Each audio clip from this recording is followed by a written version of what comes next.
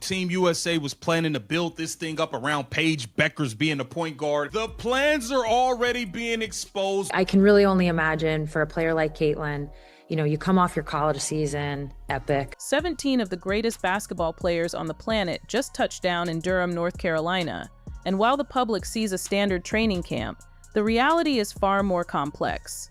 Behind closed doors, a cold war for the future of the sport is beginning. More importantly, we got Sue Bird. Right? This is when they can be a huge part of setting that tone, not just the coaches. And the other beautiful part about USA basketball, this is when the veterans really come alive. On one side, you have the established power brokers, the legends who have run this game for decades through a specific pipeline. On the other, you have the most disruptive force the game has ever seen, Caitlyn Clark. And standing directly between them is the newly crowned managing director of the national team, Sue Bird. If you thought the drama of the previous Olympic cycle was intense, what is happening right now in North Carolina changes everything.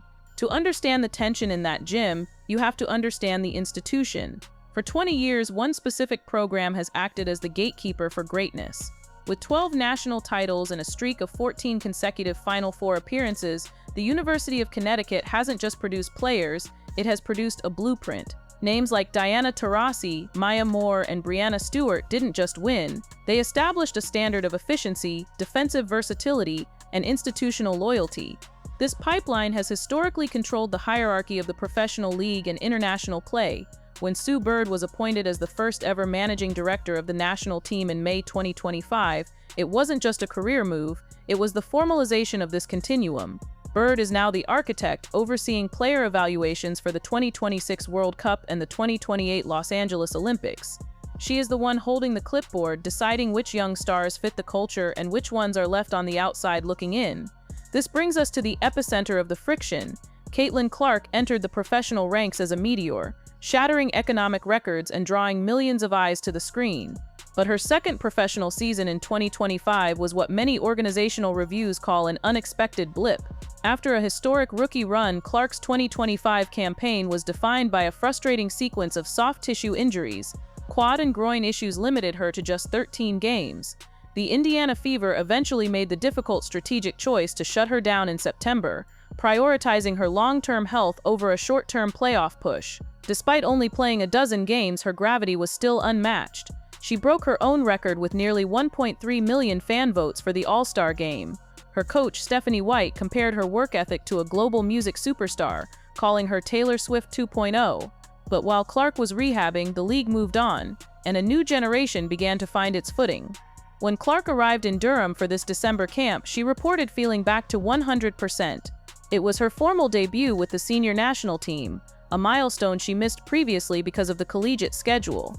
For the first time since July, the world got to see her compete against her peers in a full-contact environment. But the environment she returned to has changed. The Indiana Fever, under the leadership of Stephanie White, have been undergoing a tactical transformation. White, a champion coach with a psycho-competitive fire, faced a roster depleted by injuries and had to get creative. She began experimenting with moving Clark into an off-ball role, utilizing other guards to bring the ball up the floor. The goal was to reduce the physical duress Clark faced from full-court defensive pressure. While some fans criticized the slower pace, it was a move designed to preserve Clark's endurance and maximize her scoring efficiency. It was a partnership of resilience, but it also signaled that the era of Clark doing everything by herself was being challenged by a more structured, defensive-minded philosophy. As Clark was finding her rhythm again, another star was completing a perfect transition. Paige Bueckers, the latest crown jewel of the Connecticut system, chose to stay in school to secure a national title in 2025 before being drafted #1 overall by the Dallas Wings. Her rookie year was seamless.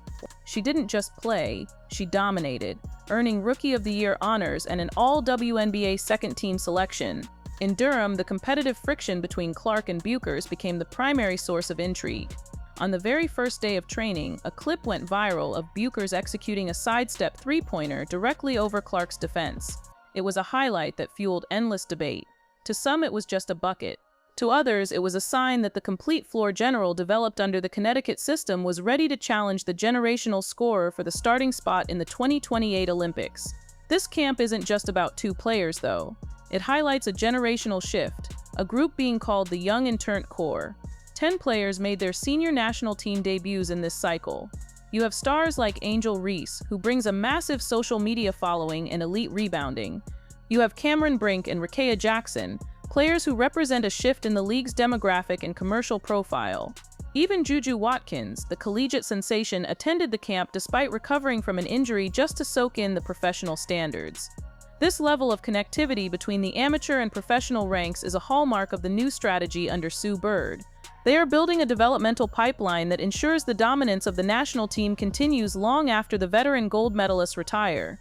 However, all of this basketball brilliance is happening against a backdrop of high-stakes business. The training camp took place as the league approached a massive deadline for collective bargaining negotiations. This has been described as the biggest moment the league has ever seen. The players are fighting for revenue sharing, increased salaries, and better travel conditions. Clark herself has been vocal, noting that while the players will fight for what they deserve, the on-court product must remain elite to keep the fans engaged. The economic stability of the league is vital as it prepares to expand into new markets like San Francisco, Portland, and Toronto. The social media power of this new generation with millions of followers across platforms gives them unprecedented leverage in these negotiations. They aren't just athletes, they are brands with the power to move markets.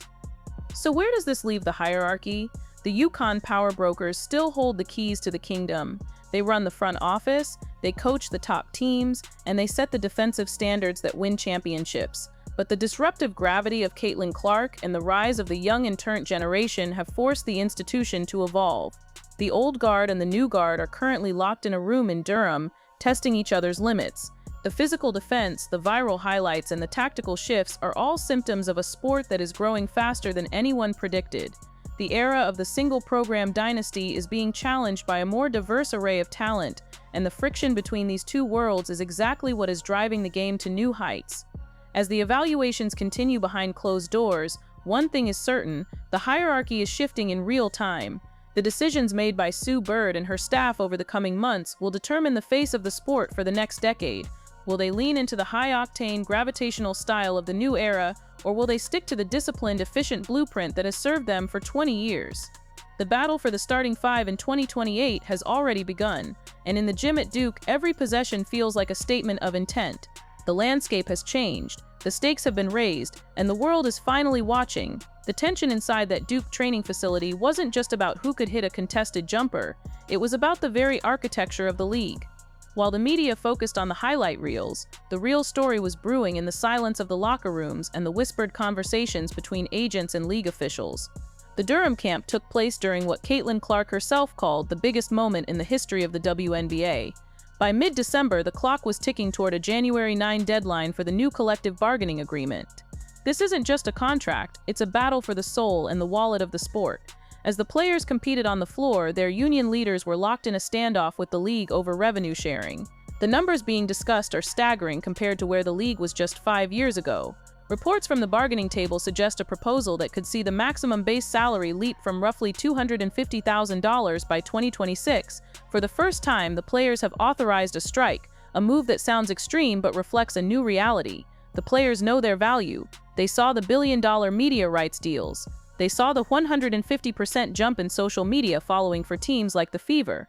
They aren't just asking for a raise, they are demanding a seat at the table as equity partners in a business that is finally profitable.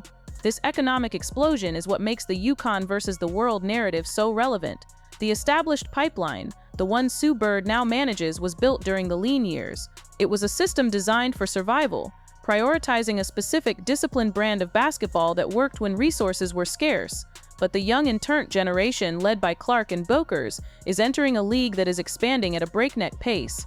We are looking at an 18-team league by 2030, with new franchises touching down in Toronto, Portland, Cleveland, Detroit, and Philadelphia. This rapid growth creates a vacuum of talent and a desperate need for a new style of play that can sell out arenas in cities that haven't seen professional women's basketball in decades. In Indiana, Stephanie White's Fever experiment is a direct response to this pressure. While fans were vocal about seeing the ball taken out of Caitlyn's hands at times, the strategy was deeper than just a position change. White was trying to build a high IQ fortress. She brought a defensive mentality that transformed the Fever from one of the worst defensive units in the league to a team that could actually stand its ground against the heavy hitters in Las Vegas and New York. This is the friction of the modern WNBA. How do you balance the individual brilliance that brings in the fans with the grinding, physical defense required to actually win a trophy? Clark's gravity is a weapon, but as we saw in 2025, even the best weapons need a shield. By moving her off-ball and forcing her to develop a more versatile game, White wasn't just coaching a season, she was preparing Clark for a career where every opposing team has a clamp defense designed specifically to stop her. Meanwhile, the rise of the unrivaled league has added a whole new layer to the power struggle. Valued at $340 million and backed by tech giants and sports legends like Serena Williams, this 3-on-3 league is offering salaries and equity that the WNBA is now forced to compete with. Paige Bueckers signed a massive 3-year deal with Unrivaled that reportedly pays her more in her first year than her entire WNBA rookie contract. This creates a fascinating dynamic where the players now have options. They don't have to spend their off-seasons playing in Europe or China just to make ends meet. They can stay in the US, build their brands, and hold out for the deals they deserve. Back in Durham, the physical intensity of the scrimmages was a reflection of this high-stakes environment. When you see a vet like Chelsea Gray or Kelsey Plum getting into the jersey of a rookie, it's not just a welcome to the league moment, it's a defense of their territory.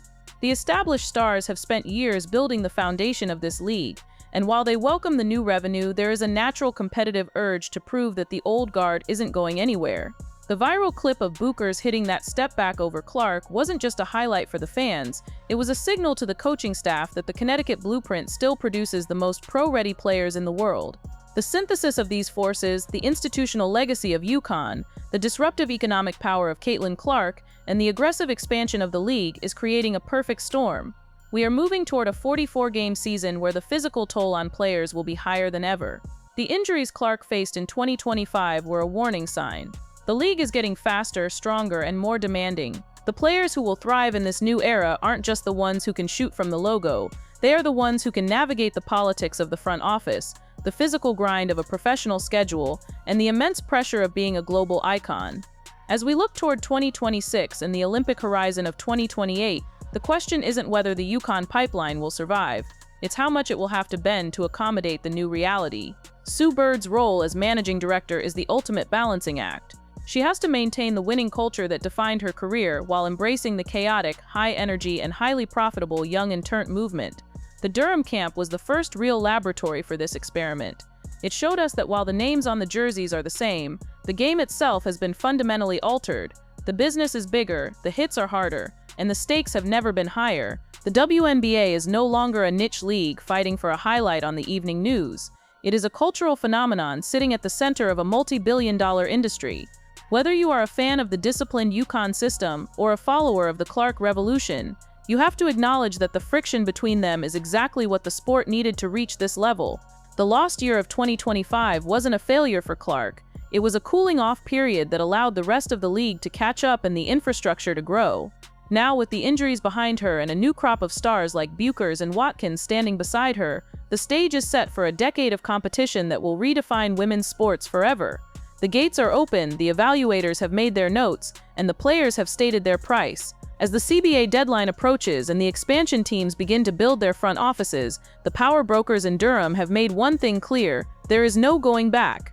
The hierarchy has shifted, and the only way forward is through the fire.